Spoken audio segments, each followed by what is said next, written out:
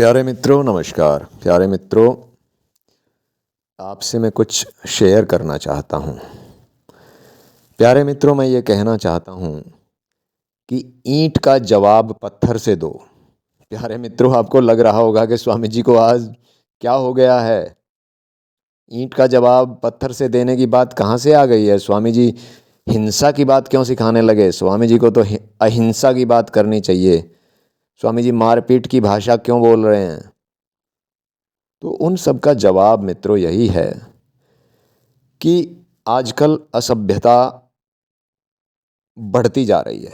असभ्य भाषा का प्रयोग बहुत ही बढ़ता जा रहा है, खासकर महिलाओं के प्रति तो हद पार करने के समान है। अब जैसे आज एक व्यक्ति ने मुझे कॉल किया कि मेरा 101 रुपये आपने लिख लिया क्या, जबकि 5-6 दिन पहले मैंने मैसेज डाल दिया था, पूरी तरह से लिस्ट बना के सबके सामने स्क्रीनशॉट लेकर डाल दिया था।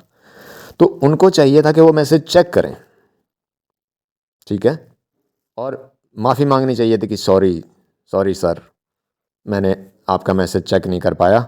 हालांकि मेरा फ़र्ज़ बनता है कि मैं सारे मैसेजेस चेक करूं, क्योंकि बहुत कम मैसेजेस पहले ही होते हैं और फिर भी मैं मैसेज चेक नहीं करता, तो ये मेरी गलती है।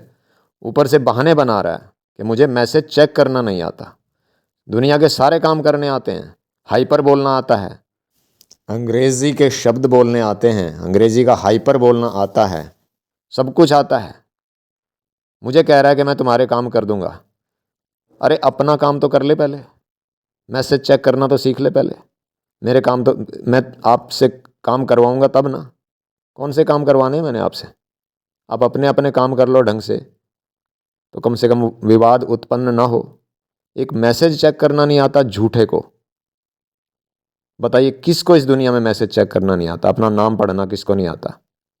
फलाने के पुत्र ने फलां राशि दी, फलां के पुत्र ने इतने रुपए दिए। क्या ये चीज़ पढ़नी नहीं आती। अपना नाम पढ़ना नहीं आता, अपने पिताजी का नाम पढ़ना नहीं आता। कितनी शर्म की बात है कि झूठ बोलने में भी हद कर रहा है आदमी, और दूसरे को सबक सिखाने की कोशिश कर रहा है। उल्टा चोर कोतवाल को डांटे, गलती अपनी, और दूसरे को गलत बताने की कोशिश कर रहा है। काम आप खुद ने नहीं किया और दूसरे के काम कर रहा है। अपने काम करता नहीं, दूसरे के कर देगा। वाह, बहुत बढ़िया। कि ज़्यादा हाइपर क्यों हो रहे हो। हाइपर शब्द इंग्लिश में बहुत ही गाली सूचक शब्द है। हाइपर उसके लिए प्रयोग किया जाता है जब हम किसी को सबक सिखाना चाहते हो। सम्मानजनक शब्द नहीं है ये हाइपर। तो मैं उनकी भाषा को भांप गया, क्योंकि मैं उनके खान पान को जानता हूँ। थोड़े कहीं को ज़्यादा समझ लेना तो उस लिहाज से भी ठीक थी उनकी भाषा, क्योंकि जैसा खाएंगे अन्न वैसा हो जाएगा मन। तो मैं ये कहना चाहता हूँ, एक स्कूल में भी अभी मेरे सामने घटना घटी कि बाहर से एक व्यक्ति आया, उसके बच्चे पढ़ रहे हैं स्कूल में, और वो प्रिंसिपल को तू तड़ाक करके बात करने लगा। तो प्रिंसिपल बहुत बहादुर थी, उन्होंने उसको झड़का दिया बुरी तरह से, और उसके बच्चे बोल दिया कि तुरंत ले जाओ अपने बच्चों को यहाँ से, भागो यहाँ से। असभ्यता का जवाब असभ्यता से देना सीखो। ईंट का जवाब पत्थर से देना सीखो। अन्याय करना जितना बड़ा अपराध है, अन्याय को सहना भी उतना ही बड़ा अपराध है। रिश्वत लेना जितना बड़ा अपराध है, रिश्वत देना भी उतना ही बड़ा अपराध है। समझो मित्रों इस बात को। भगवान कृष्ण भी गीता में कहते हैं कि जो बुरे कर्मों में लिप्त हैं, जो शैतान वाले कार्य करते हैं, उनको मैं नीच योनियों में फेंक देता हूं। भगवान ने यह शब्द यूज किया है, क्षिपामि, यानी डाल देता हूं, फेंक देता हूं। तो यह परमात्मा की नाराजगी को दर्शाता है कि मैं उनके साथ क्या बर्ताव करता हूं। परमात्मा का डर नहीं होगा तो लोग दुनिया में सर्वनाश की लीला मचा देंगे। इसलिए परमात्मा ने, भगवान ने गीता में अपना डर पैदा किया है, लोगों को बताया है कि मैं क्या हूं, ताकि लोग समझें। और भगवान ने खूब वैसी ही सटीक भाषा का प्रयोग भी किया है। मैं भी अंत में यही कहना चाहूँगा कि खासकर महिलाओं को तो असभ्यता का जवाब असभ्यता से देना आना चाहिए। इतनी बहादुरी होनी चाहिए, क्योंकि आज जो हमसे मुंह उठा के बात कर रहा है गलत भाषा में, कल को वो सरेआम भी हमारा अपमान करेगा, तो आज ही उसको उसकी औकात दिखा देनी चाहिए।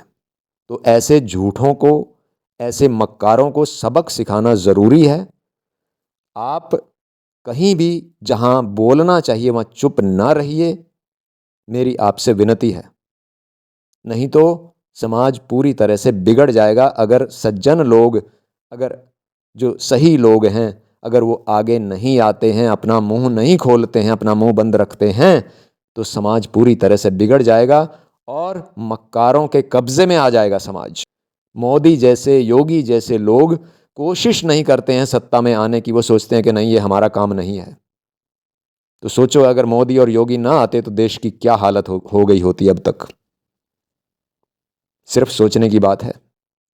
क्योंकि यह वीडियो मेरी पूरी दुनिया में देखी जा रही है, तो निश्चित रूप से मैं अपने शब्दों पर लगाम रखना चाहूँगा, लेकिन अपना संदेश पूरी तरह से प्रेषित करना चाहूँगा मैं क्या कहना चाह रहा हूँ।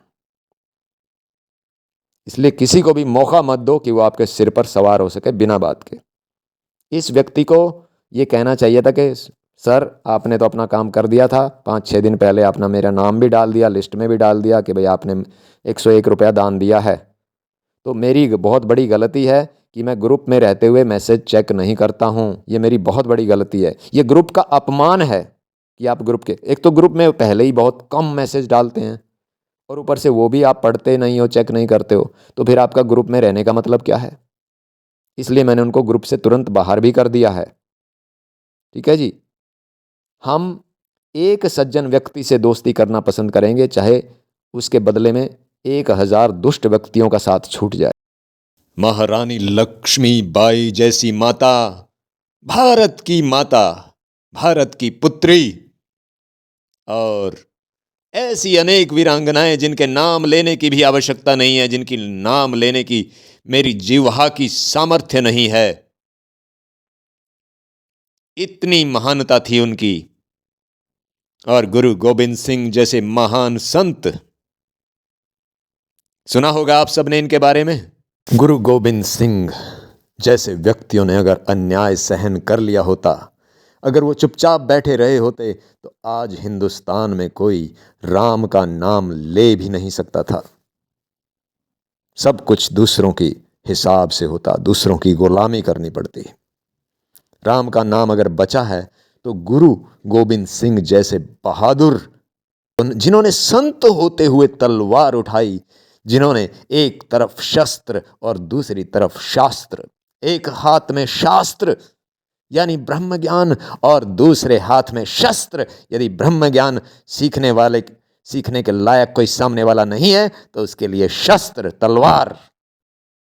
ऐसे संतों की कृपा से ही आज हम हिंदुस्तान में राम का नाम लेने के लिए आज़ाद हैं, नहीं तो अपनी मर्जी से राम का नाम भी नहीं ले सकते थे हम। मैंने अभी कुछ देर पहले कहा कि एक सज्जन व्यक्ति के लिए अगर 100 व्यक्तियों का, 1000 व्यक्तियों का साथ छोड़ना पड़े तो मंजूर है एक संत को, लेकिन एक जो मक्कार व्यक्ति होता है वो एक सज्जन व्यक्ति को खत्म कर देता है, लेकिन उसको 1000 व्यक्तियों का साथ अवश्य चाहिए, क्योंकि उसको अपने आप आगे बढ़ना है। उसका स्वार्थ उससे ये काम करवा रहा है। वह आगे बढ़ने के लिए एक सज्जन व्यक्ति को कत्ल करवा देगा, लेकिन 1000 दुष्टों की संगति उसको चाहिए, क्योंकि उन्हीं के बल पर वह आगे बढ़ पाएगा। वह आगे बढ़ने के चक्कर में इस समाज का, इस दुनिया का कितना नुकसान कर जाता है, और कैसे वह बढ़ावा देकर गुंडों को, शैतानों को बढ़ावा देकर खुद एक शैतानी जिंदगी जीकर किस तरह की परंपरा और किस तरह की दुनिया देकर वो चला जाता है, यह सोचने वाली बात है। सज्जनों, कभी भी अन्याय को सहन मत करना। मैंने जो ये इस वीडियो में बताया है, बहुत ध्यान से सुनना। फिर से कहता हूं कि एक जो दुष्ट, जो मक्कार व्यक्ति होता है, वह किसी को ठेस नहीं पहुंचाना चाहता, वह सबको साथ लेकर चलता है। और क्योंकि उसके अपने स्वार्थ हल होते हैं। लेकिन जो एक संत व्यक्ति होता है, वो जहाँ पर विरोध करना होता है वहाँ विरोध करता है। जहाँ पर चाहे 1000 व्यक्ति उसके खिलाफ हो जाएं, लेकिन वह एक व्यक्ति का साथ देगा यदि वह सत्य की राह पर चल रहा है। लेकिन एक मक्कार व्यक्ति क्या करता है, वो सबको साथ लेकर चलते हैं, सबको सहन कर लेते हैं।